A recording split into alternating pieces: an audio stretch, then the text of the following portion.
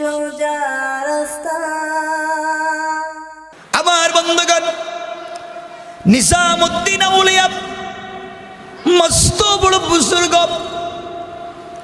হাজার হাজার মুরিদ আছে, লক্ষ লক্ষ মুরিদ ওনার আছে। দুনিয়ার জমিনে অনেক বড় পাক্কা ব্যক্তি। এইভাবে দিন চলতেছে। ওনার জামানায় একজন বড় বুজুর্গ আলেম ছিলেন। তিনি যেই জমানায় পীর ছিলেন, এই জমানায় একজন বড় আলেম ছিলেন। আলেমের নাম ছিল ফকিহ জিয়াউদ্দিন রহমাতুল্লাহ আলাই। কথাগুলা মনে রাখবেন। নিজামুদ্দিন আউলিয়া যেই সময় বড় আবেদ, ওনার হাজার হাজার মুরিদ আছে।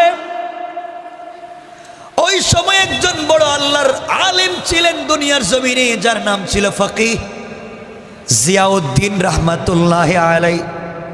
কথাগুলা মনে রাখবেন।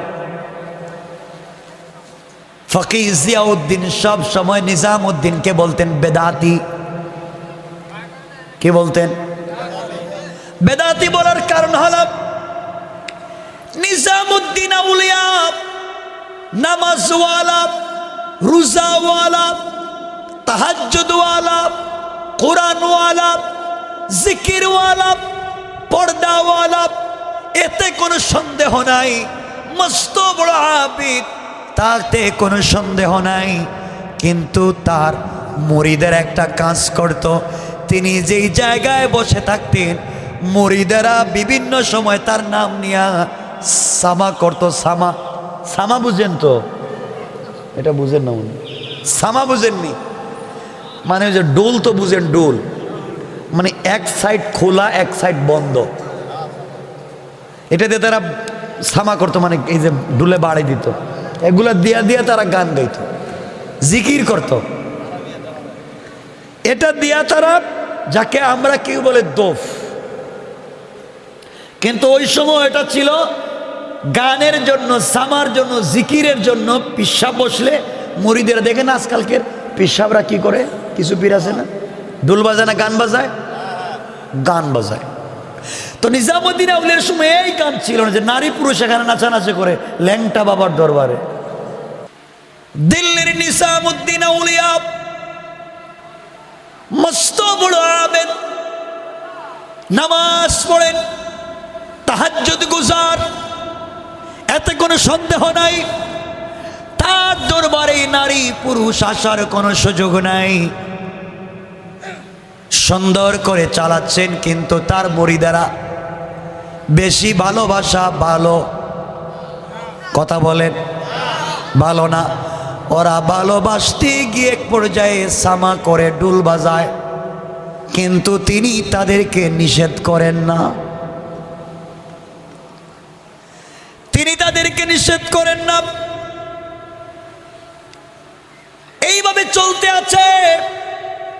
মানুষ যখন এই সময়ের সব থেকে বড় আলেম ফকিহ জিয়াউদ্দিনের কাছে নিজামুদ্দিন আউলিয়া সম্পর্কে জিজ্ঞাসা করে, হুজুর আপনি বলেন তো নিজামুদ্দিন আউলিয়া কেমন? ফকিহ জিয়াউদ্দিন বলেন, নিজামুদ্দিন আউলিয়া ভালো, নামাজ ভালো, রোজা ভালো, জিকির ভালো, পর্দা ভালো, সব ঠিক আছে, কিন্তু তার মুরিদেরা সামা করে তিনি দেখেন, নিষেধ করেন না। এই জন্য তিনি বিদাতি।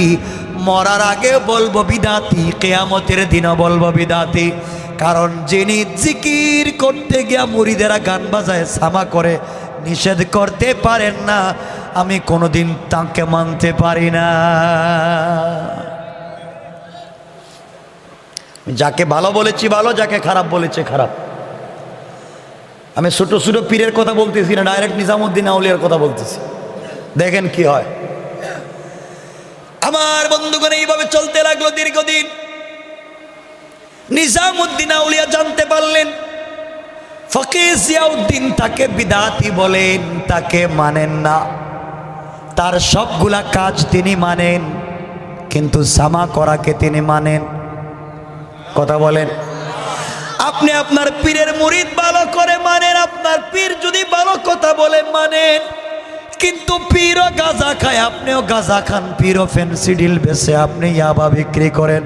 এমন পীরও জাহান্নামী, মুরিদও জাহান্নামী। এদেরকে যারা সাপোর্ট দেয়, যারা মানে, সবগুলা জাহান্নামী। কন্যা আউযুবিল্লাহ।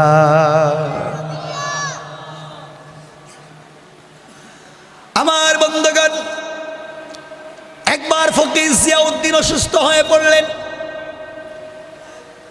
দিল্লির সব থেকে বড় আলিম ফকির জিয়াউদ্দিন অসুস্থ হয়ে গেলেন। সবাই মনে করলো তিনি আর বাঁচবেন না।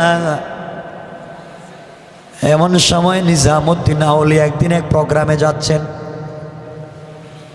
রাস্তায় যাওয়ার পথে মুরিদেরা বলছে, পীর সাহেব হুজুর আপনি জানেননি কোনো খবর? তিনি বললেন, না জানি না, কি হয়েছে?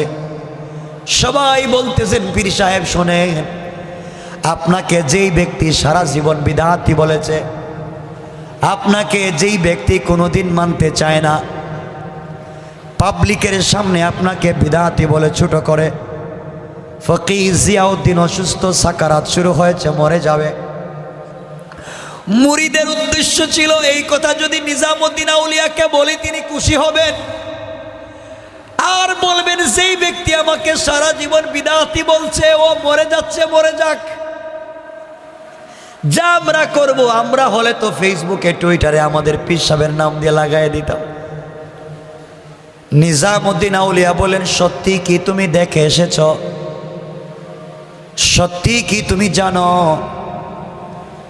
তিনি অসুস্থ? কয়, হ্যাঁ আমি জানি অসুস্থ। এমন সময় নিজামুদ্দিন আউলিয়া বললেন, আমার সবগুলা প্রোগ্রাম ক্যান্সেল, আমি আজকে কোনো প্রোগ্রামে যাব না, আমি আজকে কোনো মাহফিলে যাব না, তোমরা আমাকে নিয়ে চলো, ফকির জিয়াউদ্দিনকে অসুস্থ দেখতে যাব। সারা জিন্দেগি এই লোকটা আমাকে বিদআতি বলতে পারে, কিন্তু তিনি হলেন এই জামানার সব থেকে বড় আলেম, তাকে সম্মান দেওয়ার জন্যে আমাকে কি বলল তা জানতে চাই না। একজন বড় আলেমকে সম্মান জানাতে তার ইন্তেকালের সময় তাকে দেখতে যেতে চাই। সুবহানাল্লাহ বলেন। নিজামুদ্দিন আউলিয়া তার মুরিদদেরকে নিয়ে চলতে লাগলেন ফকির জিয়াউদ্দিনের বাড়ির দিকে। ফকির জিয়াউদ্দিনের বাড়িতে যাওয়ার পরে মেহমান খানায় তিনি বসে পড়লেন। নিজামুদ্দিন আউলিয়া তার খাদেমদেরকে বললেন, খাদেমেরা শোনো, তোমরা ফকির জিয়াউদ্দিনের খাদেমদের সঙ্গে কথা বলো, কথা বলে বলো আমি নিজামুদ্দিন আউলিয়া এসেছি, তার সঙ্গে দেখা করতে চাই, একটু সুযোগ দেওয়া যাবে কিনা। নিজামুদ্দিন আউলিয়ার খাদেম ফকির জিয়াউদ্দিনের খাদেমের সঙ্গে কথা বলে জিয়াউদ্দিনের সামনে পৌঁছে গিয়েছেন। ফকির জিয়াউদ্দিনকে বলছেন, বড় হুজুর, নিজামুদ্দিন আউলিয়া আপনাকে দেখতে এসেছেন, মেহমান খানায় বসে বসে আপনার অনুমতি চাচ্ছেন, আপনি অনুমতি দিলে তিনি আপনার সঙ্গে দেখা করবেন। ফকির জিয়াউদ্দিন শুয়ে আছেন, বসতে পারেন না, দাঁড়াতে পারেন না, এত অসুস্থ। তিনি বললেন, তুমি কে? তোমাকে আমি চিনি না। নিজামুদ্দিন আউলিয়ার খাদেম বলছে, আমি নিজামুদ্দিন আউলিয়ার খাদেম, আমাকে তিনি পাঠিয়েছেন দেখা করার জন্যে, আপনার সঙ্গে কথা বলার জন্য অনুমতি প্রার্থনা করেছেন। ফকির জিয়াউদ্দিন বললেন, তুমি চলে যাও। যে লোকটাকে সারা জীবন বিদআতি বলেছি, আমি হয়তো এখন ইন্তেকাল করব, না হয় কোন সময় মরবো জানি না, বিছানায় পড়ে গেছে, উঠতে পারবো না। যে লোকটাকে সারা জীবন বিদআতি বলেছি, আজকেও বেদাতি বললাম, আর আমি ইন্তেকালের আগে কোনো বিদআতির চেহারা দেখে মরতে চাই না। চিন্তা করতেছেন? চিন্তা করতেছেন? যা সারা জিন্দেগি বলেছি এখনো তাই বলবো। নিজামুদ্দিন আউলিয়ার খাদেম গরম রাগ হয়ে নিজামুদ্দিন আউলিয়াকে এসে বলছে, হুজুর বলছিলাম যেই লোকটা আপনাকে দেখতে পারে না, সারা জিন্দেগি আপনাকে দেখতে পারল না, আজও মরার আগে আপনাকে দেখতে পারে না, সারা জীবন আপনাকে বিদাতি বলেছে, আজও বিদাতি বলে, আজকে বলেছে আপনার সব কাজ ভালো, আপনি সামা করলে কেন বাধা দেন না, এই জন্য তিনি আপনার সঙ্গে দেখাও করবেন না, কথা বলবেন না। তিনি চান মরে যেতে পারেন, মরার আগে কোনো বিদাতির সঙ্গে কথা বলবেন না। চলেন আমরা চলে যাই, তার সঙ্গে কথা বলবো না, দেখা করবো না। নিজামুদ্দিন আউলিয়া চোখের পানি ছেড়ে দিলেন আর খাদেমকে বললেন, ও খাদেম আবার যাও, আবার যাও, আবার গিয়া বলো, একটু দেখো না অনুমতি চেয়ে দেয় কিনা। আমাকে যত বিদাতি বলুক, আমাকে যত গালি দিক, একজন বড় আলেম ইন্তেকালের আগে তার সঙ্গে দেখা করি, কিন্তু কেন নবীদের পরে তো আলেমদের স্থান, নবীদের পরে ওয়ারাসাতুল আম্বিয়া তো উলামায়ে কেরাম, যার কাছে কোরআনের জ্ঞান আছে, আল্লাহ বলছেন তার চাইতে বড় কেউ নাই, সুতরাং উনি বড় আলেম, তাকে দেখা দরকার। আল্লাহ রাসূল বলেছেন, আলাইকুম বিমুজালাসাতিল উলামা, যারা আমি রাসূলের মজলিসে বসতে পারলো না, আমি নবীর অনুষ্ঠানে বসতে পারলো না, আমার অনুষ্ঠানে বসলে, আমার কথাগুলো শুনলে যেভাবে জিন্দেগির সগীরা গুনাহ মাফ হয়ে যায়, কেউ যদি হাক্কানি উলামায়ে কেরামের মজলিসে বসে, আলেমদের চেহারার সঙ্গে তাকায়া থাকে, আলেমদের চেহারার দিকে তাকায়া থাকে, আল্লাহ রাসূল বলেছেন তাদের জিন্দেগির গুনাহগুলো মাফ হয়ে যাবে। কোন সুবহানাল্লাহ। এই জন্য আমার মুসলমান বন্ধুগণ, নিজামুদ্দিন আউলিয়া বললেন, খাদেম রে আবার যাও, খাদেম আবার যাও, গিয়ে কথা বলে দেখ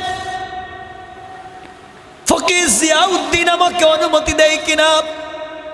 নিজামুদ্দিন আউলিয়া অহংকার করলেন না, কারণ আল্লাহ কোরআনে কারীমের 19 নম্বর পারা 25 নম্বর সূরা আল ফুরকানের 63 নম্বর আয়াতে বলেছেন, যারা আল্লাহর গোলাম ওলি হবেন, পীর হবেন, তাদের কোয়ালিটি কি, আল্লাহর গোলামের গুণ কি, আল্লাহ বললেন।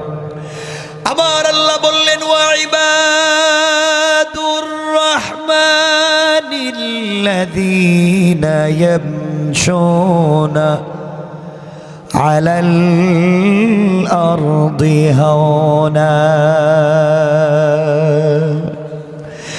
আল্লাহ রাব্বুল ইজ্জত ওয়াল জালাল বললেন, যারা আমি আল্লাহর গোলাম দাবি করবে, নিজেকে আশিক রাসূল দাবি করবে, আমি আল্লাহর ওলি যারা দুনিয়ার জমিনে দাবি করবে, আমি আল্লাহর গোলামের 1 নাম্বার গুণ হলো, আমার গোলাম দুনিয়ার জমিনে কোনোদিন অহংকার করতে পারে না। কোন সুবহানাল্লাহ। আল্লাহকে মানেন, আল্লাহকে বিশ্বাস করেন, সকল সময়ে আল্লাহর উপরে ঈমান রাখেন, দেখবেন আল্লাহ আপনাকে সকল বিপদ থেকে বাঁচাইয়া দিবেন। দিবেন না ইনশাআল্লাহ? যত বড় অসুস্থ হয়ে যায় আল্লাহর কাছে চাইব। আল্লাহ বলেছেন, গোলাম যত বড় অসুস্থ হ, তুই আমার কাছে চা, কারো কাছে চাইস না, আমি আল্লাহ তোকে সুস্থ করে দিতে পারি। হযরত আইয়ুব আলাইহিস সালাম দীর্ঘ 18 বছর অসুস্থ। কয়দিন? অসুস্থতার কোয়ালিটি জানেন? অসুস্থ হতে হতে পা থেকে মাথা পর্যন্ত পুরো বডি পচে গেছে। পচে এমন দুর্গন্ধ বের হয়, 1-2 কিলোমিটার দূর থেকে দুর্গন্ধ শোনা যায়, নাকে লাগে। পুরা বডি থেকে পোকা বের হয়, মাথা থেকে পোকা, নাক থেকে পোকা, কান থেকে পোকা, হাত থেকে পোকা, পা থেকে পোকা, পেট থেকে পোকা, শুধু পোকা আর পোকা। এই মানুষটার বডির কোনো জায়গা ভালো আছে? এত অসুস্থ। যেই দিন আইয়ুব আলাইহিস সালামের জিহ্বাটাও পচে যাচ্ছে, আল্লাহর কাছে বলছেন, আল্লাহ আমার পুরা বডিটা পচে গেছে, তোমাকে কিছু বলি নাই, আমার পুরা বডি থেকে গন্ধ আর পোকা বের হয়, তোমাকে কিছু বলি নাই। আল্লাহ শুকরিয়া ছিল যে তুমি আমার জিহ্বাটা ভালো রাখছো, আল্লাহ আমার সারা বডি পচায়া দাও, আমার আপত্তি নাই, কিন্তু আমার জিহ্বাটা পচাইয়া পোকা দিও না। আল্লাহ বলছেন আইয়ুব কেন কেন? আল্লাহ এই জিহ্বা দিয়ে আমি যত কষ্টে থাকি আমি যেন তোমার নামের জিকির করতে পারি।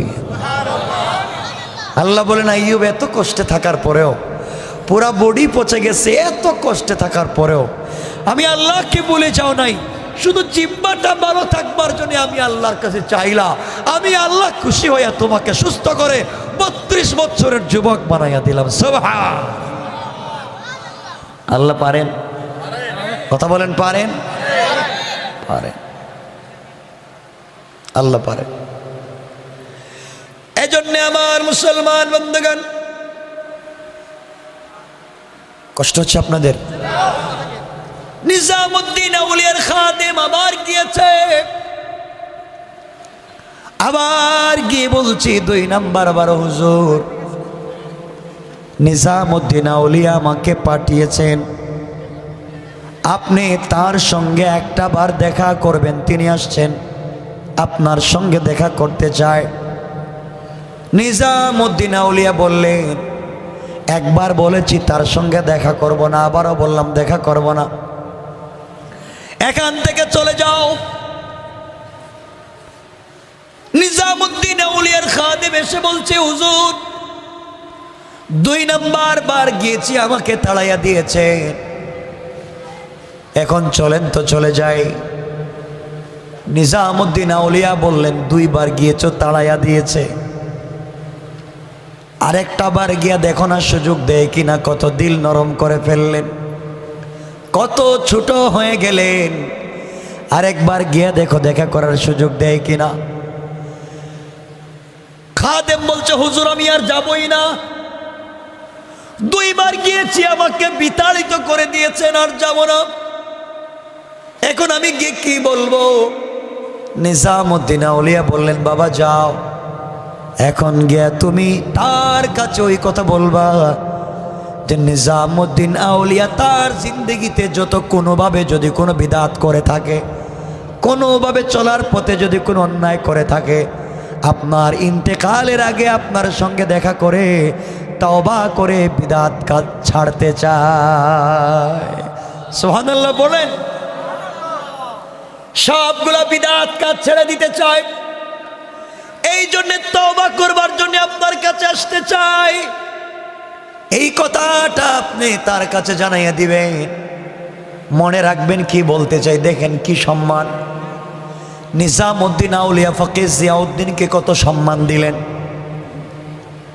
3 বার যখন পাঠালেন, 3 নাম্বার বার খাদেম যাওয়ার পরে বলছে হুজুর এখন আসছি, আপনি একটু দেখা করার সুযোগ দেন। ফকির জিয়াউদ্দিন বললেন তোমাকে 2 বার বলেছি না আসার জন্য, এখন আসছো কেন?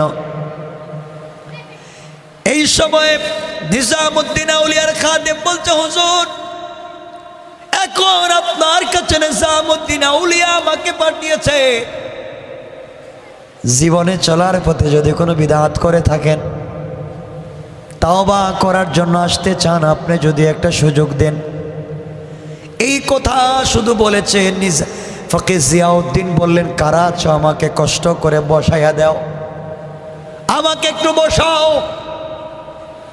ফকির জিয়াউদ্দিন বসলেন। এবার নিজামুদ্দিন আউলিয়ার খাদেমকে বলছেন সত্য কথা বলো, সত্য কথা বলো। সত্যি কি নিজামুদ্দিন আউলিয়া ভুল বুঝতে পেরে বিদআত থেকে বাঁচবার জন্য আসতেছেন? বলে হ্যাঁ। ফকির জিয়াউদ্দিন তার খাদেমকে বললে খাদেম তুমি আমার ঘরে যাও, নিজামুদ্দিন আউলিয়া যদি তার সবগুলা অন্যায় থেকে নিজেকে বাঁচাবার জন্য আমার কাছে আসে তওবা করবার জন্যে, আমি ফকির জিয়াউদ্দিনও তাকে বিশ্বের সব থেকে বেশি সম্মান দিতে চাই, আমিও তাকে সম্মান দিতে চাই। তুমি আমার ঘরে যাও, আমার হোয়াইট শোকেসের ভিতরে জীবনে পাওয়া আমার যতগুলা মাথার পাগড়ি আছে, সম্মান হিসাবে পৃথিবীর যত জায়গায় গিয়েছি, যত জায়গায় আমি সম্মান হিসাবে মাথায় পাগড়ি পেয়েছি, সবগুলা পাগড়ি তোমরা এই মুহূর্তে আমার সামনে নিয়ে আসো। আর একটা পাগড়িকে আরেকটা পাগড়ির সঙ্গে জয়েন্ট লাগাইয়া নিজামুদ্দিন আউলিয়া যেই রুমে বসে আছেন ওই রুম থেকে মাটির মধ্যে বিছাইয়া আমার রুম পর্যন্ত নিয়ে আসো। নিজামুদ্দিন আউলিয়া আমার কাছে আসতে চায়, সে যেন মাটিতে হেঁটে না আসে, তার জুতা সহ যেন আমার পাগড়ির উপর দিয়া হেঁটে হেঁটে আমার রুমে চলে আসে। কোন সুবহানাল্লাহ। একটু আগে কত গরম ছিলেন না, কত রাগ করেছেন, দেখাই করবেন না। কিন্তু একজন মানুষ যখন বলছে আমি তওবা করতে চাই, একজন আলেম নিজের মাথার পাগড়ি তার জন্য বিছাইয়া দিয়েছে। আমি এখান থেকে বুঝাতে চাই, মানুষ চলার পথে ভুল করবে না, করবে না? যুবকেরা ভুল করেছে, একটা দাড়ি রাখে নাই, মসজিদে আসে না, টাকনুর নিচে প্যান্ট চলে গেছে। আপনি কার ছেলে দেখো রে বাবা, টাকনুর নিচে প্যান্ট পরে দাড়ি রাখে না, মসজিদ আসে না, আপনি তুচ্ছ তাচ্ছিল্য করলেন না। সে ভুল করেছে, তাকে আপনি বুঝাও। ঠিক বললাম না? তাকে আপনি বুঝান। সে বুঝে না, সে ইসলাম জানে না, তাকে আপনি ইসলামটা জানান। সে যখন ইসলামটা জানতে পারবে তখন আর ছাড়বে না। কথা বলেন না কেন? সে যখন ইসলাম জানবে তখন ছাড়বে না। এজন্য তাকে ইসলাম জানান। আমার বন্ধুগণ, এক পর্যায়ে ফকিহ জিয়াউদ্দিনের সবগুলা পাগড়ি যখন বিছায়া দেওয়া হলো নিজামুদ্দিন আউলিয়া রুম পর্যন্ত, আর বলা হলো নিজামুদ্দিন আউলিয়া আপনি ফকিহ জিয়াউদ্দিনের পাগড়ির উপর দিয়ে হেঁটে হেঁটে যান। নিজামুদ্দিন আউলিয়া জুতা খুললেন আর বললেন আমি পাগড়ির উপর দিয়ে হাঁটবো। একজন আলেমের মাথায় পাগড়ি ছিল, ওই পাগড়ির উপর দিয়ে আমি হাঁটবো। তিনি বলেছেন হেঁটে যাওয়ার জন্যে। আমরা হলে তো হাইটা যাইতাম, লাইভও দিতাম, সেলফি উঠে ফেসবুকে দিতাম, দেখো সারা জীবন আমার বেদাতি বলছে, এখন তার পাগড়ির উপর দিয়ে আমি হাইটা যাই। ঠিক না? আমাদের যে চরিত্র। নিজামুদ্দিন আউলিয়া নিজের জুতা করলেন, পাগড়ির উপর দিয়ে হাঁটলেন না, পাগড়িগুলাকে মাটি থেকে উঠাতে লাগলেন আর নিজের মাথায় পেঁচাতে লাগলেন। আর বললেন ফকিহ জিয়াউদ্দিন যেই পাগড়ি মাটিতে বিছাইয়া দিয়েছেন, আমি ওই পাগড়িটা মাথায় পেঁচাইয়া নিলাম। আর এটাই হচ্ছে ফকিহ জিয়াউদ্দিনের পক্ষ থেকে আমাকে সব থেকে বড় সম্মান। কোন সুবহানাল্লাহ, আল্লাহু আকবার বলেন। আল্লাহ বলছেন আফামান শারাহাল্লাহু সাদরাহু লিল ইসলাম ফাহুয়া আলা নূরিম মির রাব্বি। যার কাছে ইসলামের জ্ঞান আছে সে সব থেকে বড় ব্যক্তিত্ব, সে সব থেকে বড় জিনিস, সব থেকে পাওয়ারফুল ব্যক্তি। আল্লাহ বলছেন সে হচ্ছে আমি আল্লাহর জ্ঞান থেকে পাওয়া আলোর মধ্যে আছে। কোন সুবহানাল্লাহ। আল্লাহর পয়গম্বরের একজন সাহাবী ছিলেন যার নাম ছিল সালাবা আল আনসারী রাদিয়াল্লাহু তাআলা আনহু। উনি ছিলেন আনসারী সাহাবী। কথাগুলা মনোযোগ দিয়ে শুনবেন কি বলতে চাই। সালাবা আল আনসারী রাদিয়াল্লাহু তাআলা আনহু আল্লাহর রাসূল এক যুদ্ধে যাবেন। মদিনার একজন ধনী সাহাবী, মদিনায় তিনি এসেছেন, যার নাম হযরত সাঈদ, যাকে বলেন সাঈদ ইবনে আব্দুর রহমান রাদিয়াল্লাহু তাআলা আনহু।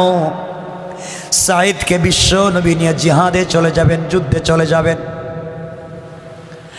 আল্লাহর নবী মদিনার মধ্যে একজন আনসারী সাহাবী, একজন মুহাজির সাহাবী, দুইজনকে দিয়ে বন্ধুত্ব করায় দিয়েছিলেন। আর বলছিলেন যে কারো অসুবিধা সুবিধায় একজন আর একজনকে সহযোগিতা করবা। বিশ্বনবী সাঈদকে নিয়ে যখন জিহাদের ময়দানে চলে যান, যাওয়ার সময় সাঈদ হযরতে সালাবাতুল আনসারীকে বলছিল আমার ভাই, আমি জিহাদে বিশ্বনবীর সঙ্গে চলে যাই, তুমি আমার বাড়িটা দেখে রাখবা। আমার স্ত্রী ঘরের ভিতরে তাকে পর্দানশীল, তুমি আমার স্ত্রীকে দেখে রাখবা। আমি জিহাদে যাই, রাসূল পাকের সঙ্গে চলে গেলাম, তুমি দেখে রাখবা।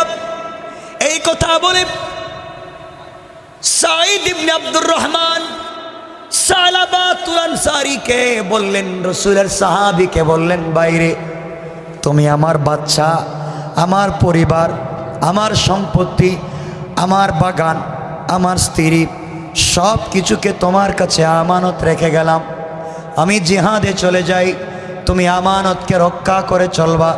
নবীজির সঙ্গে চললেন জিহাদের ময়দানে। আমার বন্ধুগণ, কি বুঝাতে চাই মনোযোগ দিয়ে শোনাব। হযরত সাঈদ বিশ্ব নবীর সঙ্গে চলে গেলেন।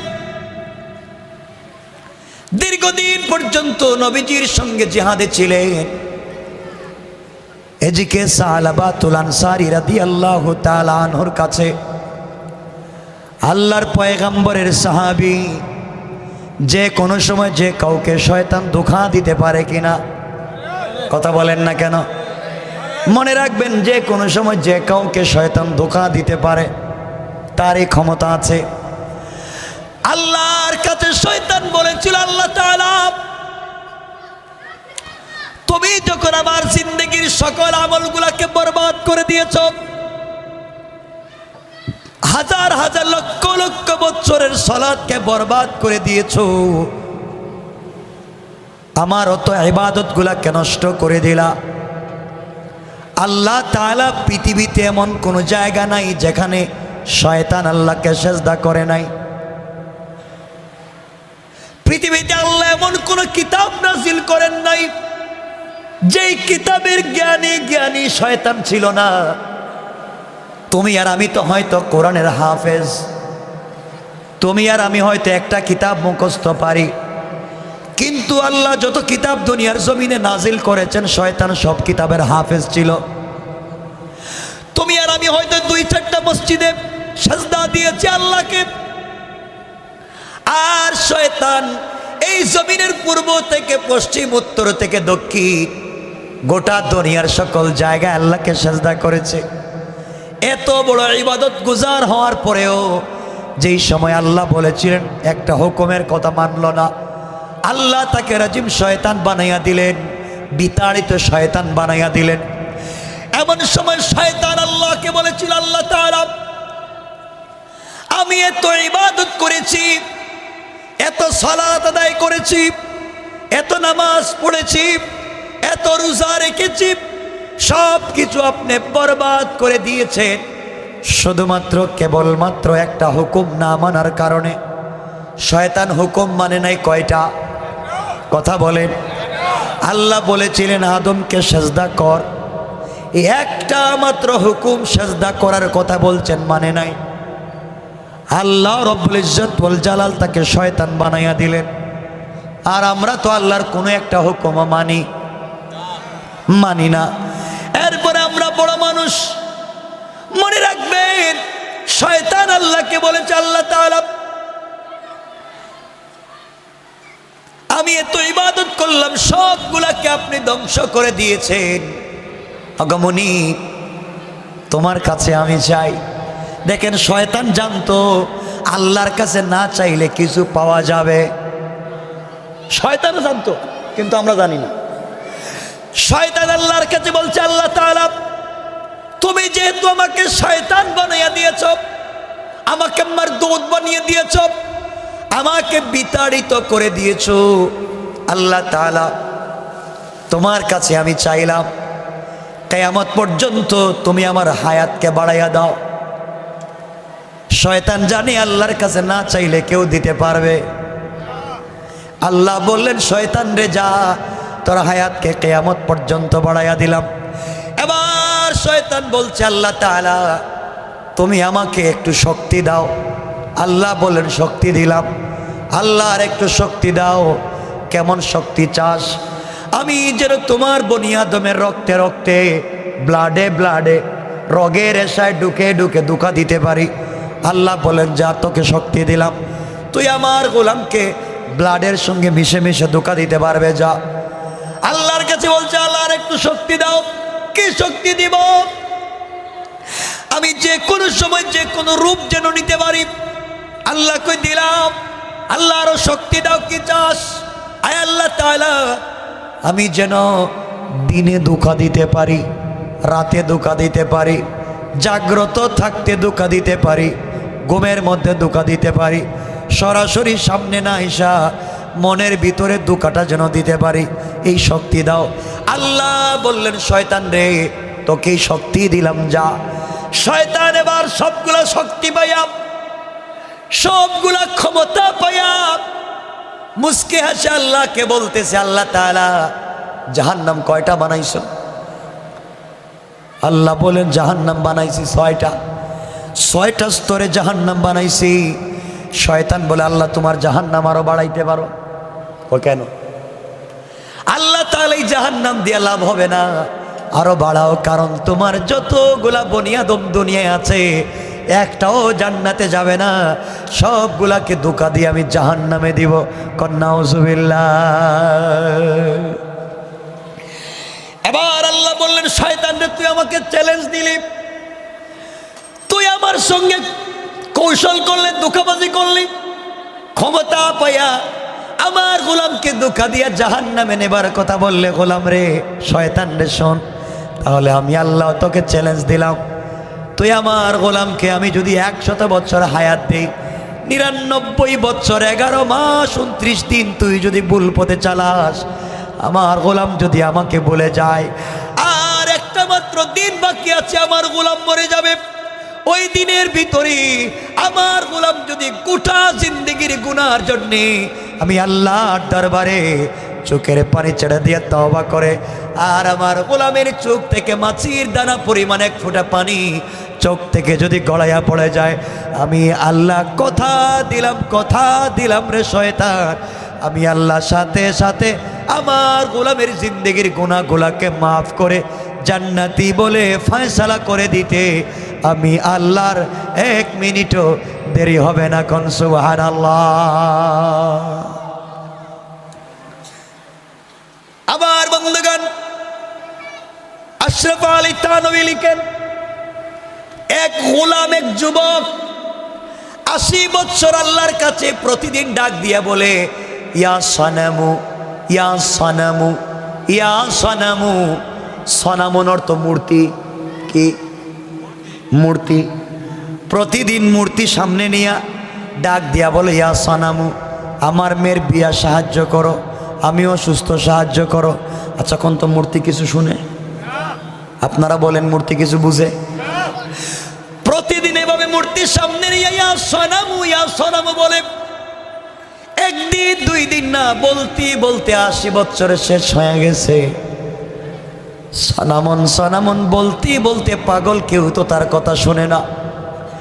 আল্লাহর গোলাম একদিন মাগরিবের সময় পাগলের মতো ইয়া সনামু, ইয়া সনামু, ইয়া সনামু বলতে বলতে পাগল হয়ে গেছে।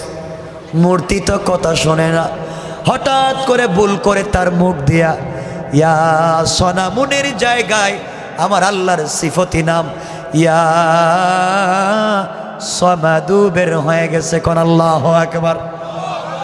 ইয়া সমাদু যখন তার জবান দিয়া বলে ইয়া সমাদু বের হয়ে গেছে, সাথে সাথে কুদরত থেকে, গায়ব থেকে আওয়াজ এসেছে, লাব্বাইকা ইয়া আবদি। গোলাম 80 বছর আমি আল্লাহকে ডাকলে না, প্রয়োজন পড়ল না, আজকে হঠাৎ করে সমাদ বলে আমাকে ডাক দিলে। গোলাম কেন ডাকলে, কি অসুবিধায় পড়লে? আমি আল্লাহ আছি, তুই আমাকে বল, আমি তোর সমস্যার সমাধান করে দেব। গোলাম চোখের পানি ছেড়ে দিল। 80 বছর সনামুন ডাকলাম, সাড়া দিল না। আজকে ভুল করে সমাদু ডেকে ফেললাম, যে আমার ডাকে সাড়া দিয়েছে তিনি আমার আল্লাহ। সাথে সাথেই গোলাম কালিমা পড়ে মুসলমান হয়ে যায়। কোন সুবহানাল্লাহ। আমার বন্ধুগণ, শয়তান আল্লাহর কাছে চ্যালেঞ্জ করলো, কেউ জান্নাতে যাবে না। আল্লাহ চ্যালেঞ্জ করলেন, যত বড় অপরাধী হোক আমার কাছে চাইলে আমি মাফ করে দেব। আমার বন্ধুগণ, এইভাবে শয়তান হযরতে সালাবাতুল আনসারী রাদিয়াল্লাহু তাআলা আনহু, আল্লাহর পয়গম্বরের সাহাবী হযরতে সালাবাকে শয়তান ধোঁকা দিতে লাগলো আর বলল, সালাবারি, তোমার কাছে তোমার বন্ধু সাঈদ তার বাড়ি, তার সম্পত্তি, তার টাকা পয়সা, তার বাচ্চা, তার স্ত্রীকে তোমার কাছে আমানত রেখে গেছে, সবগুলাকে দেখে রাখবার জন্যে ও সালাবাতুল আনসারী, তুমি কি আজকে পর্যন্ত সাঈদের স্ত্রীকে দেখেছ? সাঈদের স্ত্রী বিশ্ব সুন্দরী একটা মেয়ে, এই মদিনার সব থেকে সুন্দরী একটা মহিলা। তুমি ঘরের ভিতরে যাও, আজ পর্যন্ত একদিন তুমি সাঈদের স্ত্রীকে দেখলা না। তোমার মনের ভিতরে কি যৌবনের চাহিদা নাই? তোমার ভিতরে কি খাহেশ মেটাবার ইচ্ছা নাই? সাঈদের স্ত্রীকে একা পাওয়ার পরে কি তুমি তার দিকে তাকাও না? সাঈদ তো রসুলের সঙ্গে যুদ্ধে আছে, সে তো তোমাকে দেখতেছে না। এই সুযোগ তো জীবনে হাতছাড়া করা যায় না। শয়তান ধোঁকা দিতে পারে কিনা? কথা বলেন। সালাবাতুল আনসারীকে ধোঁকা দিতে লাগলো। এইভাবে ধোঁকা দিতে দিতে সালাবাতুল আনসারী রাদিয়াল্লাহু তাআলা আনহুর মাথায় যখন শয়তান কুমন্ত্রণা দিল, তিনি একদিন হযরতে সাঈদ রাদিয়াল্লাহু তাআলা আনহুর ঘরের ভিতরে ঢুকলেন। ঘরের ভিতরে ঢুকে সাঈদের স্ত্রীকে ডাক দিলেন। সাঈদ রাদিয়াল্লাহু তাআলা আনহুর স্ত্রীর সামনে হাজির হলেন। তিনি তার বন্ধু, তার ভাইয়ের স্ত্রীর হাত ধরলেন, আর কিছু করেন নাই, শুধু হাত ধরলেন। শুধুমাত্র কুমন্ত্রণায় পড়ে এমন সময় সাঈদের স্ত্রী বলতে লাগলেন, ও সালাবাতুল আনসারী, আমি তোমার ভাইয়ের রেখে যাওয়া আমানত। তোমার ভিতরে কি জাহান্নামের ভয় নাই? তোমার ভিতরে কি কবরের আযাবের ভয় নাই? তোমার ভিতরে কি আল্লাহর সামনে দাঁড়াবার ভয় নাই? তুমি যে আমার হাত ধরেছ, তোমার কাছে সব কিছু আমার স্বামী আমানত রেখে গেল, তুমি কি আমানতের খেয়ানত করবা? আল্লাহর পয়গম্বর বুখারীর সহিহ হাদিসে বলেছেন, লা ঈমানা লিমান লা আমানাতা লা ওয়ালা দীনা লিমান লা আহদা লা। যে আমানত রক্ষা করতে পারে না তার কোনো ঈমান নাই, যে ওয়াদা দিয়া ওয়াদা রক্ষা করতে পারে না তার কোনো ধর্ম নাই। ও ভাই, তুমি আমার স্বামীর সঙ্গে ওয়াদা দিয়েছ আমানত রক্ষা করবা, তুমি যদি আমানত রক্ষা না করো, ওয়াদা ঠিক মতো পালন না করো, তোমার ঈমান থাকবে না, তোমার কোনো ধর্ম থাকবে না। বাইরে তোমার ভিতরে কি অনুশোচনা আসে না? তুমি কেমনে নিজেকে জাহান্নামের আগুন থেকে বাঁচাবা? কবরের ভিতরে 70টা সাপ তোমাকে দংশন করবে, কেমনে বাঁচাবা? কবরের ভিতরে তোমাকে ফেরেশতারা পিটাবে, কেমনে বাঁচাবা? বাইরে তোমার ভিতরে কি জাহান্নামের ভয় নাই? তুমি কেন অন্যায় পথে হাঁটো? এই কথাগুলা বলেছেন, বলতে দেরি হয়েছে। হযরতে সালাবা সাঈদের স্ত্রীর হাত ছেড়ে দিলেন, ঘর থেকে পাগলের মতো বের হয়ে গেলেন। আর রাস্তায় গিয়া পাগলের মতো কান্না করে আর বলে, আল্লাহ, আমার নাম গুনাহগার, তোমার নাম তো আজিজুল গফফার। আমি কেমনে আমার ভাইয়ের রেখে যাওয়া আমানত কেন হাত দিলাম? কেন আমি তার স্ত্রীর হাতের সঙ্গে হাতটা লাগালাম? কিয়ামতের দিন কেমনে জাহান্নামের আগুন থেকে নিজেকে বাঁচাবো? কেমনে আমি কবরের আযাব থেকে নিজেকে বাঁচাবো? এই জন্য এইভাবে কান্না করতে করতে অনেক দূরে, মদিনা থেকে দূরের দিকে দৌড়ায়।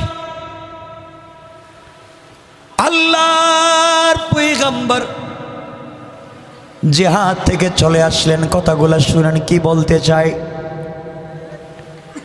জিহাদ থেকে চলে আসার পরে সাঈদ ইবনে আব্দুর রহমান বাড়িতে আসলেন।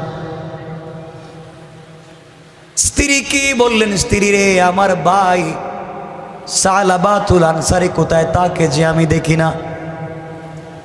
স্ত্রী সবগুলা ঘটনা খুলে বললেন, বাইরে এই এই ঘটনা ঘটেছে।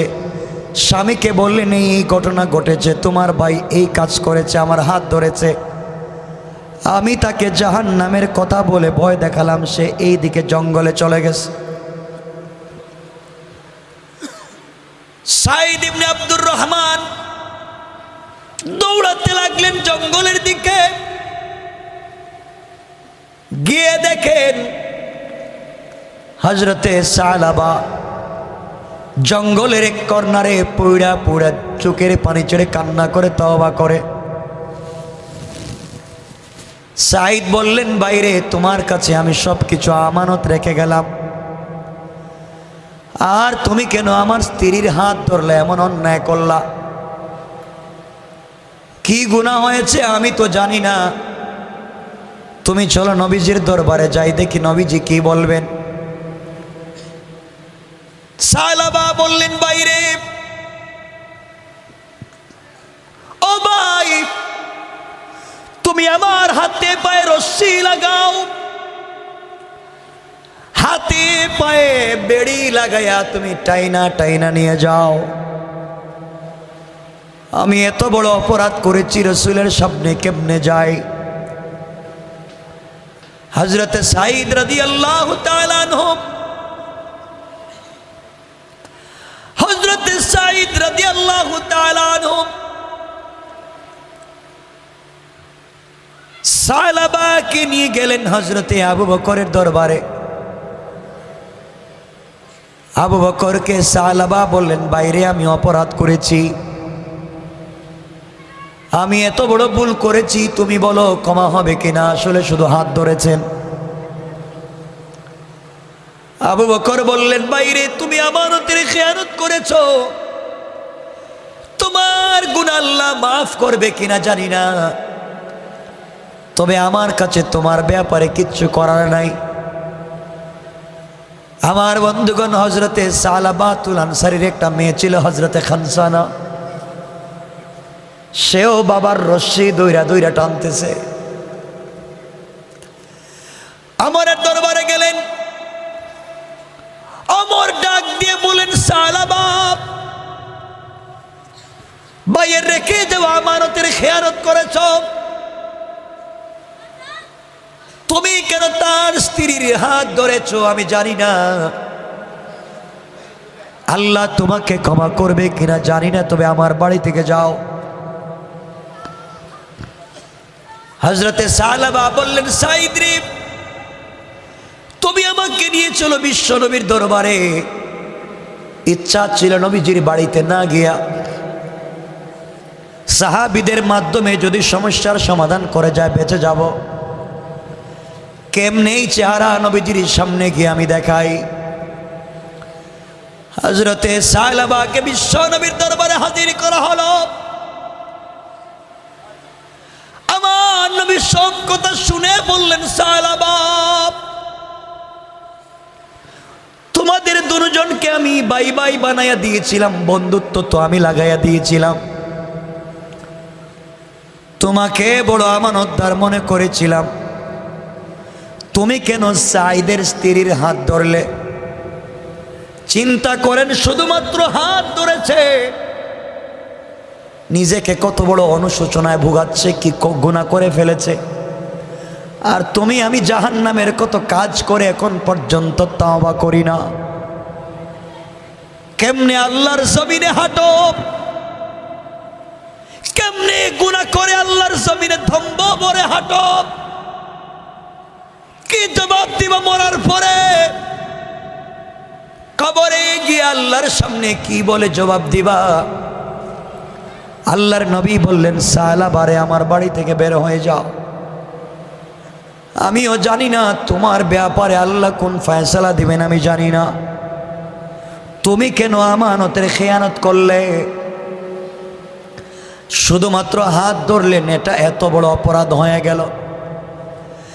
রাস্তায় যাওয়ার পরে হযরতে সালাবার মেয়ে হযরতে খানসানা রশ্মি ছেড়ে দিয়ে বলছে, বাবা ঘুরে ঘুরে দেখেছি তোমার উপরে সাহাবায়ে কেরাম সন্তুষ্ট, তোমার উপরে আবু বকর সন্তুষ্ট, তোমার উপরে ওমর সন্তুষ্ট, এমন কি ঘুরে ঘুরে দেখলাম বিশ্ব নবী অসন্তুষ্ট, তিনিও তোমার ব্যাপারে কোনো কথা বলতে চাইলেন না। বুঝতে পেরেছি তুমি যে অন্যায় করেছো, বেগানা নারীর হাত ধরেছ, অন্য একজন নারীর হাত ধরেছ, আল্লাহ নির্ঘাত অসন্তুষ্ট। নাচে নবীজি এত রাগ করতেন না বাবা, আমিও তোমাকে ছেড়ে দিলাম, তোমাকে ছেড়ে দিলাম, যতদিন পর্যন্ত তোমার উপরে আল্লাহ, সাহাবী আর রসুল খুশি না হবেন ততদিন পর্যন্ত তোমাকেই আমি বাবা বলে স্বীকার করব না। কোন নাউজুবিল্লাহ। চিন্তা করতেছেন ভুল করেছেন কি? কথা বলেন না, ভুল করেছেন কি?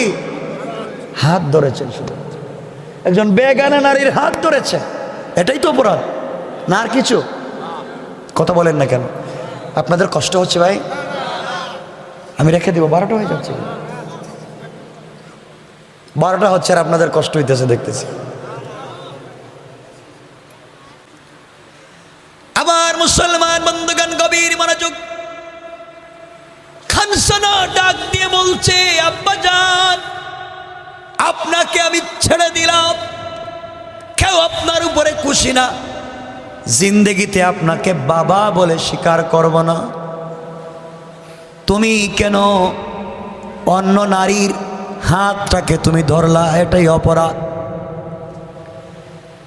এবার সাদ হজরতে সালাবাতুল আনসারী সাইদকে বলছেন, বাইরে তুই আমার হাত ছেড়ে দে, আমি আর মদিনায় থাকবো না, এই জমিনে আমি আর থাকবো না, যেই জমিনে আল্লাহ আমার উপরে খুশি না, জমিনে বিশ্ব নবী আমার উপরে সন্তুষ্ট, সাহাবায়ে কেরাম আমার উপরে সন্তুষ্ট, আমি আর থাকবো না, ছেড়ে দে। হযরতে সালাবাতুল আনসারীকে ছেড়ে দেওয়া হলো, মদিনা থেকে অনেক দূরে চলে গেলেন। বিশাল বড় মদিনার দূরে একটা পাহাড়ের উপরে উঠে গেলেন। পাহাড়ের উপরে উঠে গভীর রাতে চিৎকার করে কান্না করে বলে, আল্লাহ আমার নাম তো গুনাহগার, তোমার নাম তো আজিজুল গফফার। আয় আল্লাহ, ঘুরে ঘুরে দেখেছি এই মদিনার কেউ আমাকে দেখতে পারে না। আবু বকরের বাড়িতে গিয়েছি, তিনিও আমাকে তাড়াইয়া দিয়েছেন। আল্লাহ তাআলা ওমরের বাড়িতে গেলাম, তিনিও আমাকে তাড়াইয়া দিলেন। মুসলমানেরা আমার দিকে তাকাইয়া তারা মুখ ফিরাইয়া নেয়, আমি এত অপরাধ করছি, আল্লাহ তাআলা কেউ আমার দিকে তাকায় না। এমনকি আমি বিশ্ব নবীর বাড়িতে গেলাম, বিশ্ব নবী আমাকে বের করে দিয়েছে, আমার সঙ্গে পর্যন্ত কথা বললেন না। অমনি এত বড় অপরাধ করেছি, আমার মেয়ে আমাকে বাবা বলে স্বীকার করতে চায় না। দুনিয়ার জমিনের চাইতে লাঞ্ছনার কিছু হতে পারে না। আল্লাহ তাআলা রাত্র গভীর হয়ে গিয়েছে, অমনি মদিনার সবগুলা মানুষ ঘুমিয়ে গিয়েছে। কত বাচ্চা মায়ের কুলের ভিতরে ঘুমায়, কত সন্তান বাবার গলা জড়ায়া ঘুমায়। আল্লাহ তাআলা ভাই তার ভাইয়ের গলা জড়ায়া ঘুমায়, বোন তার বোনের গলা জড়ায়া ঘুমায়, স্বামী তার স্ত্রীর গলা জড়ায়া ঘুমায়। আল্লাহ তাআলা জমিনের পশু পাখি গোলাপ বাসায় ঘুমায়। গোটা দুনিয়া নিস্তব্ধ, পিন পতন, নীরবতা। আল্লাহ তোমার এক গুনাহগার গোলাম সালাবাতুল আনসারী ঘুমায় না, গুনাহ করেছে সালাবা, ঘুমায় না। আয় আল্লাহ তাআলা কথা দিলাম তুমি যদি আমাকে মাফ না করো আমি কিন্তু পৃথিবীর কোনো খাবার খাবো না। আল্লাহ তুমি যদি আমাকে মাফ না করো আমি সেজদা থেকে মাথা উঠাবো না। এইভাবে কান্না করে করে সময় কাটায়া দে। তার চোখের পানি পড়তে পড়তে গালে দুইটা দাগ পড়ে গিয়েছে। সেজদা থেকে মাথা উঠায় না। অপরাধ করেছেন, তওবা করেছেন, অন্যায় করে ফেলেছেন, গুনাহ হয়ে গিয়েছে। আল্লাহর দরবারে চোখের পানি ছেড়ে কাঁদতেছে। এইভাবে একদিন দুই দিন না, চলে গেল 40 দিন। আল্লাহর পয়গম্বর আখিরি জামানার নবী জনাবে মুহাম্মদুর রাসূলুল্লাহ সাল্লাল্লাহু আলাইহি ওয়াসাল্লাম ফজরের নামাজ পড়ে বসে আছেন। এমন সময় জিবরিল আমিন এসে হাজির হয়ে গেলেন। জিবরাইল এসে বললেন, ইয়া রাসূলুল্লাহ, ইয়া হাবিবাল্লাহ, আপনার কাছে জানতে চাই, আপনি বলেন তো দেখি, এই দুনিয়া আপনি সৃষ্টি করেছেন না আল্লাহ? আল্লাহর পয়গম্বর বললেন, জিবরাইল, এই দুনিয়া তো সৃষ্টি করেছেন আল্লাহ। আবার জিবরাইল বললেন, পয়গম্বরে আরবি, আপনি বলেন, কোন মানুষ যদি গুনাহ করে মাফ করবেন আপনি না আল্লাহ? আল্লাহর পয়গম্বর বললেন, জিবরাইল, কেউ যদি গুনাহ করে মাফ তো করবেন একমাত্র আল্লাহ, পৃথিবীর কেউ মাফ করার ক্ষমতা নাই। পয়গম্বরে আরবি তাহলে জবাব দেন। কিছুদিন আগে সালাবাতুল আনসারী নামে একটা যুবক সাঈদের স্ত্রীর হাত ধরেছে, এই জন্যে কত তওবা করেছে, আপনারা বের করে দিলেন, কেউ জায়গা দিলেন না। আল্লাহ রব্বুল ইজ্জত ওয়াল জালাল বলেছে যে যত বড় অপরাধী হোক আর গুনাহগার হোক, দুনিয়ার সকল মানুষ তাদের দরওয়াজা বন্ধ করে দিতে পারে, কিন্তু আল্লাহ রব্বুল ইজ্জত ওয়াল জালাল গুনাহগারদের জন্য তার রহমতের দরওয়াজা বন্ধ করতে পারে না। আগে পয়গম্বরে আরবি সালাবাতুল আনসারী এত বেশি করে তওবা করেছে, আল্লাহ রব্বুল ইজ্জত ওয়াল জালাল তার তওবাকে কবুল আর মঞ্জুর করে তার জিন্দেগির গুনাহকে মাফ করে দিয়েছে। শুধু তাই না, এত বড় তওবা করেছে সালাবাতুল আনসারী, তার তওবাকে লিস্টেড রেজিস্টারিকৃত 70 জন মদিনার জাহান্নামীদের মধ্যে যদি বন্টন করে দেওয়া হয়, আল্লাহ রাব্বুল ইজ্জত ওয়াল জালাল আরো 70 জন জাহান্নামীকে মাফ করে দিবেন। কোন সুবহানাল্লাহ। আবার নবীজি বললেন, কে আছো এখানে? দাঁড়াও, আমার সালাবাতুল আনসারী কোথায় আছে? কেউ কি নিয়ে আমার কাছে আসতে পারবা? আমার বন্ধুগণ, রাত্র ছিল তখন গভীর। হযরতে আবু বকর বললেন, ইয়া রাসূলুল্লাহ, আমি যাব। আমার বললেন, সাহাবা আমার বাড়িতে আসছিল, আমিও যাব। সালমান ফার্সি বললেন, পয়গম্বরে আরবি, আমি বৃদ্ধ সাহাবী, আমার কথা হয়তো সাহাবা শুনবে, আমাকে দেন। 3 জন মিলে চললেন গভীর রাত্রে, 3 জন মিলে চললেন সালাবাতুল আনসারীর খুঁজে। খুঁজতে খুঁজতে অনেক দূরে পৌঁছে গেলেন। গভীর রাত্রে মদিনার সীমান্ত এলাকায় যাওয়ার পরে কিছু লোককে দেখতে পেলেন, তারা হাঁটাহাঁটি করে। জিজ্ঞাসা করলেন, বাইরে তোমরা বলো তো দেখি, বলো তো, তোমরা বলো তো দেখি, এই এলাকায় কোনো লোককে চিনো নাকি? তোমাদের লোকের পরিচয় কি? জাহান্নামের ভয়ে কান্না করে, আল্লাহর আযাবের ভয়ে কান্না করে, এমন কি কোনো যুবককে তোমরা চিনো? সীমান্ত এলাকার মানুষ বলছেন, আপনাদের কেউ চিনি না, আপনাদের লোকটা কেউ চিনি না, কিন্তু একটা কথা বলতে পারি, এই যে পাহাড় দেখতেছেন, এই পাহাড়ে গভীর রাত্রে সারাদিন সারা রাত্রে একটা যুবক কান্দে। তার কান্নার কারণে আমাদের পশু পাখিগুলা, আমাদের ছাগল ভেড়া দুম্বাগুলা ঘাসে মুখ লাগাইয়া খাবার খায় না। ওই লোকের কান্নার কারণে এই প্রাণীগুলাও কান্না করে। কোন সুবহানাল্লাহ। তারা বললেন, বলো তো কোথায় কান্না করে? সবাই সবাই দেখায় দিলেন এই যে পাহাড়ের ভিতরে কান্না করে। হযরতে আবু বকর পাহাড়ের নিচে গিয়া তাকায়া দেখেন সালাবাতুল আনসারী সাজদায় পড়ে কান্দে, চোখের পানি ছেড়ে নিজের গুনার জন্য কান্না করে। হযরতে আবু বকর বললেন, সালাবা মাথা উঠাও। আল্লাহ ওহী নাজিল করে বিশ্ব নবীকে বলেছেন তোমার গুনাহ মাফ করেছেন, মাথা উঠাও। সালাবা বলেন, আবু বকর তোমার কথায় মাথা উঠাতে পারি না, তোমার বাড়িতে গিয়েছিলাম তুমি আমাকে বের করে দিয়েছো, আমার বললেন তুমি মাথা উঠা, আমি অমর এসছি। হযরতে সালাবাতুল আনসারী বলছেন, ভাই আমার তোমার বাড়িতে আমি গিয়েছিলাম, তুমিও আমাকে তাড়ায়া দিয়েছ। সালমান ফার্সি বললেন, সালাবারে আমাদেরকে নবীজি পাঠাইছেন, চলো যাই। চারজন সাহাবী মিলে মদিনার দিকে আসা শুরু করলেন। ফজরের আজান হয়ে গেল, রাসূল পাকের ইমামতিতে মদিনার মসজিদে নামাজ শুরু হয়ে গেল। চারজন সাহাবী এসে নবীজির পিছনে সালাতে শরীক হয়ে গেলেন। আল্লাহর রাসূল ফজরের নামাজে দ্বিতীয় রাকাতে পড়তে লাগলেন, আলহাকুমুত তাকাসুর হাত্তা যুরতুমুল মাকাবির। এই সূরা যখন দ্বিতীয় রাকাতে তেলাওয়াত করলেন, আল্লাহর নবী যখন বললেন আলহাকুমুত তাকাসুর, সাহাবায়ে কেরাম শুনলেন নামাজের পিছনে বিকট আওয়াজ হচ্ছে, মদিনার মসজিদের ভিতরে আওয়াজ হচ্ছে।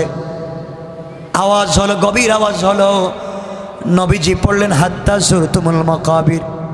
আবার আওয়াজ হলো, নবীজি নামাজ শেষ করে দিলেন, শেষ হলো। সালাম ফিরানোর পরে সাহাবায়ে কেরামকে বলেন কি আওয়াজ হলো? সকল সাহাবায়ে কেরাম পিছন দিকে তাকায় দেখেন হযরতে সালাবা মাটির মধ্যে পড়ে আছেন, অজ্ঞান হয়ে পড়ে আছেন মসজিদের ভিতরে। নবীজি বললেন, সাহাবীরা তোমরা আমার সালাবার মাথায় পানি দাও। হযরতে সালমান ফার্সি ছিলেন ডাক্তার, তিনি পালস পরীক্ষা করে নবীজিকে বলেন, ইয়া রাসূলুল্লাহ আপনার সালাবা, আপনার সাহাবী সালাবা দুনিয়ার জমিনে নাই, বরং নামাজের ভিতরে সে বিকট আওয়াজের সঙ্গে দুনিয়ার থেকে বিদায় নিয়ে চলে গিয়েছে। আল্লাহর নবী ডেকে বলেন, সাহাবীরা রে, সালাবা তার তাওবার মাধ্যমে আল্লাহকে খুশি করেছে, সাহাবায়ে কেরামকে খুশি করেছে, আমি নবীজিও খুশি হয়েছি, কিন্তু আমি তো আমার সালাবাকে পাই নাই। হযরতে সালাবাতুল আনসারীর স্ত্রী খানসানা বাবার লাশ জড়াইয়া কান্না করে বলছে, আল্লাহ তাআলা আমার বাবা তোমাকে খুশি করতে পেরেছে, বিশ্ব নবীকে খুশি করতে পেরেছে, সাহাবায়ে কেরামও খুশি হয়ে গেলেন, কিন্তু আমি তো আমার বাবাকে হারালাম। এই জন্য আল্লাহ রাব্বুল ইজ্জত বলে জালাল বলেছেন কোরআনে কারিমে, আল্লাহু ওয়ালিয়্যুল্লাযীনা আমানু মিনাজ যুলুমাতি ইলান নূর। আল্লাহ রাব্বুল ইজ্জত ওয়াল জালাল বলছেন, যারা কোরআনের জ্ঞান হাসিল করবে, যারা কোরআনের শিক্ষায় শিক্ষিত হবে, আর আমি আল্লাহকে অভিভাবক মানবে, তারা যদি চলার পথে কোনো ভুলও করে ফেলে, আমি আল্লাহ বললাম, আমি তাদের অভিভাবক হিসাবে বললাম, তারা যখন তওবা করবে আমি আল্লাহ সাথে সাথে তাদের তওবাকে কবুল করে আমি আল্লাহ তাদেরকে অন্ধকার থেকে আলোর পথে নিয়ে যাই। কান সুবহানাল্লাহ।